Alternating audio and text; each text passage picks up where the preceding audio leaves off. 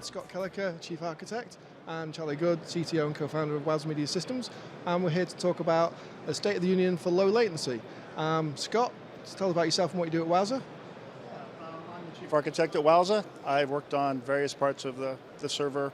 I focus right now on architecture across our products, and also have a really strong interest in analytics to improve the streaming experience. Charlie? So I'm one of the founders of Wowza and the CTO, and certainly focused on big picture stuff and figuring out where to take Wowza as far as technology goes. Also doing a bit of head down work on the Clearcaster product and kind of the API that we're using on that back end, trying to figure out how we can expose that to customers that want to build on top of an encoder. So been more focused on that than anything else lately, but also looking at the overall architecture for the company. Cool. So we're here to talk about low latency, kind of where we are, where it's going. A lot of customers are kind of moving away from traditional satellite and cable technologies, and that's kind of driving the need for low latency. And we're going to talk about kind of 4 areas today: SRT, WebRTC, our cloud product, ULL, and then also moving into CMAF as we see those develop. We're first going to start with SRT and kind of how has it got the traction it's got over the last 18 months, where is it going, and then kind of why has it got where it has. So Charlie. So SRT is kind of cool, right? What it does is it's a secure, reliable transport. That's what it stands for. And it's a way of delivering, really what would traditionally be a broadcast transport stream delivered over UDP or multicast over the internet, right? So the problem is that if you try to send any kind of stream that's UDP based over the internet, you're going to get packet loss, and packet loss is a huge problem. And with SRT, it does ARQ kind of recovery mechanism built in, such that you can get a reliable stream that's also properly secured across an SRT pipe that's transport stream from a broadcast encoder into like a streaming service such as Streaming Engine or a service such as Cloud in a kind of reliable, low latency way. Like that's what it promises to deliver. Does it? Yeah, no, I think it does. It's kind of amazing. We've certainly seen, without SRT, you see a lot of packet loss, you see a lot of issues, you see a lot of broken up, kind of choppy looking video. You add SRT to the stream, or you send it over an SRT kind of pipe, and then it's fine. It cleans up the stream, latency is still low, and the stream is high quality, and as well as low latency. So it's kind of a great thing. Yeah, we've seen quite a lot of people using SRT from the kind of encoder side to try and get a good kind of quality stream into a service. And I think we're also seeing people using SRT for playback going forward. So that'll kind of solve the last mile problem, which we see quite a few problems with as well.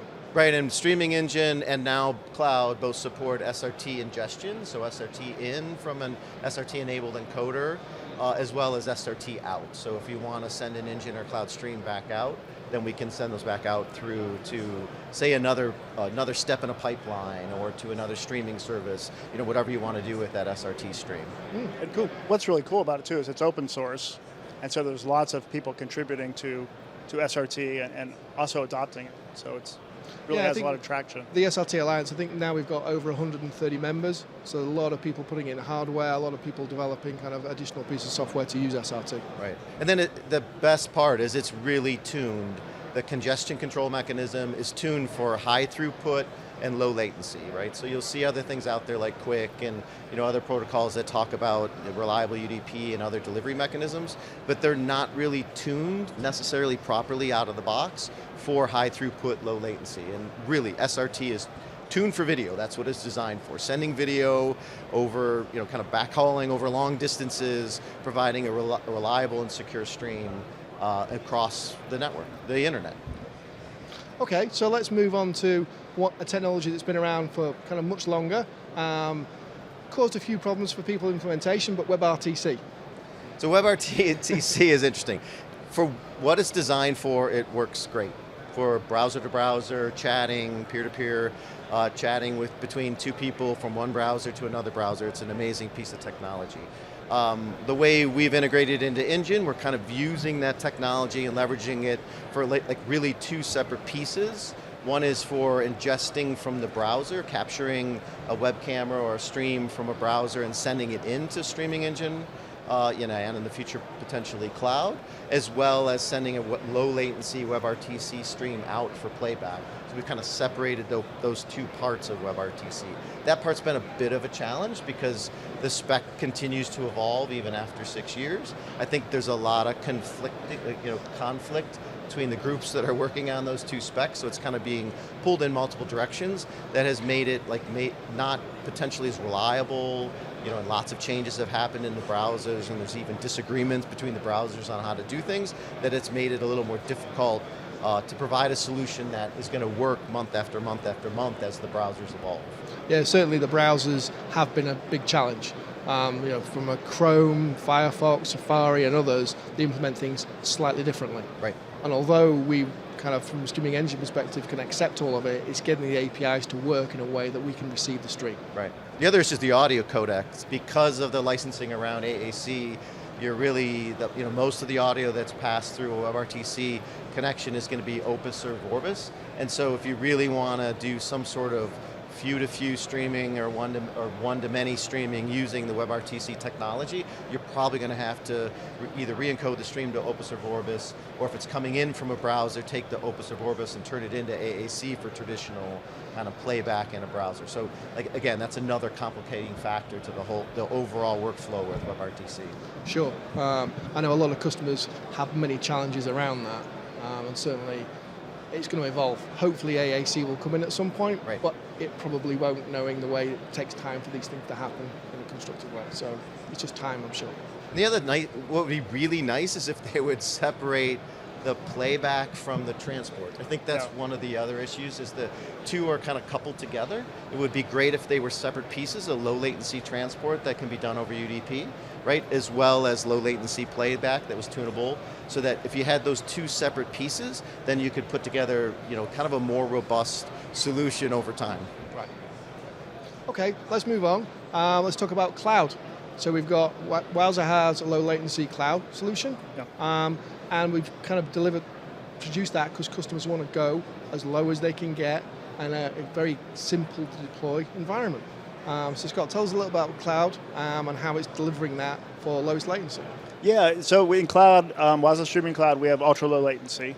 And it's based on the WOWS protocol, and we're getting glass to glass, less than 3 second latency with that. So it's a fully scalable service. So, you can ingest in America and scale up midgrass and edges all over the world and deliver sub 3 second latency. It's quite a nice technology. It is built on a proprietary technology, which is, I think, great for solving a problem today. As standards come on board, which we'll talk about a little bit later, I think there will become other options to deliver low latency streaming. But this is meeting some really some strong business needs of our customers for very specific use cases. Right. Do we, as it evolves, do we see us moving from a non-proprietary protocol? Have customers kind of embraced it? Are they happy to use it? Yeah, I think people are very happy to use it. I mean, it's a lot, when you think about it, it's a lot like RTMP, where instead of a chunk-based format, you have a continuous stream of audio and video frames going from your infrastructure to your player. So it meets those use cases. So I think people will continue to use it. I think it also can be tuned to lower and lower latencies. And so I think there'll be use cases for that, and there'll be use cases for some of the other technologies that are coming on board. Okay. I think the other piece that's important around the types of solutions that are built around low latency tend to be, obviously interactive, right? That's an important component, and that's why you generally want to do low latency, is the way we're doing it with the WOWS protocol over WebSockets to the browser and the WOWS protocol straight to our mobile SDK, is we can also provide metadata, right, that's flowing, out to those player technologies. So you can insert events, you can insert data that's going to be displayed in your web app, that goes along with that low latency streaming. And I think those are really important components to the types of solutions that people are building around a low latency kind of video experience. Yeah, it's really about interactivity. Yeah. Yeah, we are seeing more demand for people who want to put metadata into a stream, so they get that kind of, not only the stream, but as the events are ongoing, they get kind of notifications and so on as they're watching. Yeah. So certainly it's very popular with our customers. We'll see how that evolves, right? And so the kind of last talking point we've got today is CMAF.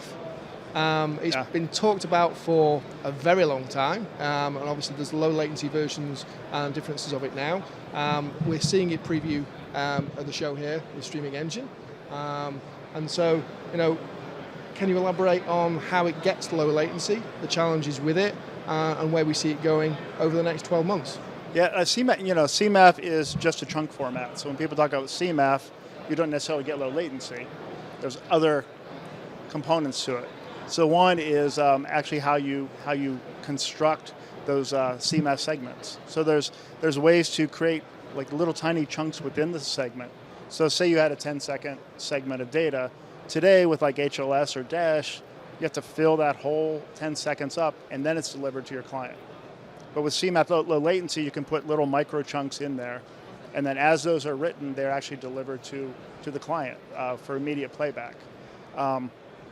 Another technology that's required for that is chunk transfer encoding. So that's actually the delivery mechanism that allows those micro chunks to be delivered to the client.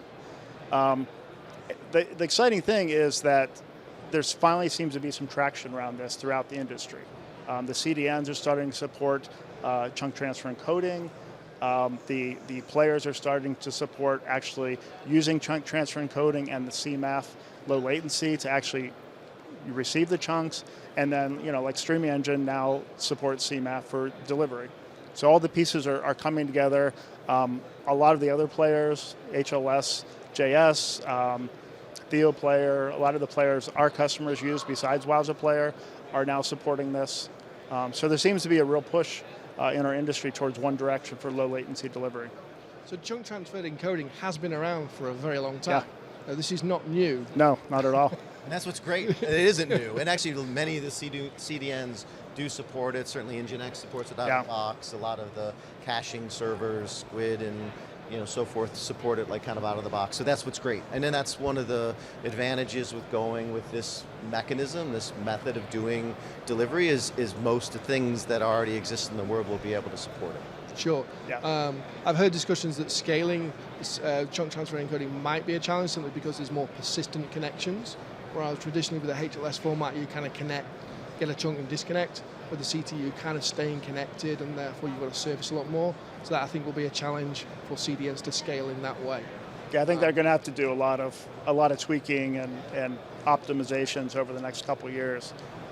But the fact that it is chunk based really brings the CDNs back into the picture for low latency, I think, which is good, because then you get all the benefits of the CDN, with the caching and economics and all those aspects of why people use a CDN. Yeah. And this plays like well into what our philosophy is Wowza, right?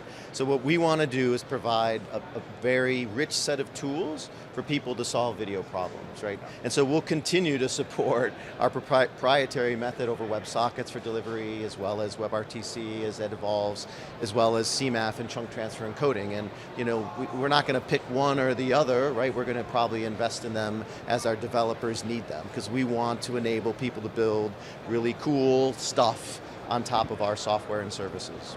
Cool. Well, thank you both for the conversation today. Interesting where low latency is and where it's going. No doubt in 12 months' time we'll look back and go, we were right or wrong on certain points. Yeah. So thank you both.